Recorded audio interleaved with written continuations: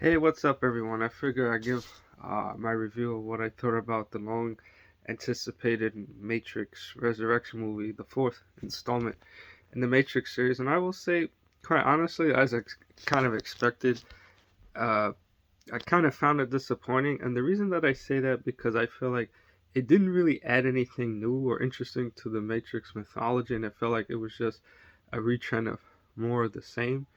I mean, even though they did have like somewhat good ideas in the movie, like seeing how what would it be like for the machines and the humans to coexist, together after the peace that was brokered at the end of Matrix Revolutions, and of course, the events take place like 60 years after the events of the third movie, but of course, for Neo Trinity, who died, in the end of Revolutions, they're once again trapped in the Matrix world when the machines, resurrect their bodies.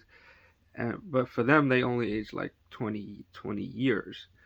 And, of course, Neo and Trinity are kind of like, they have flashes of their previous, life together despite, being, in a sense, trapped against their will in the Matrix once again.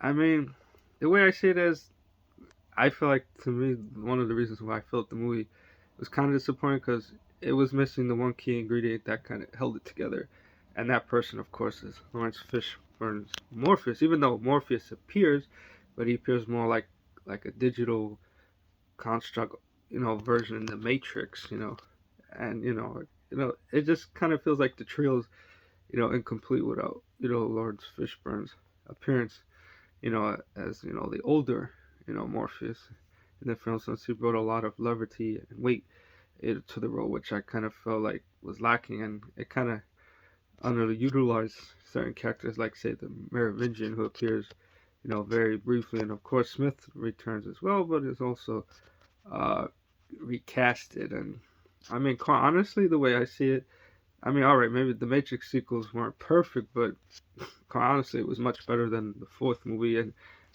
I mean, it kind of ended things more in a.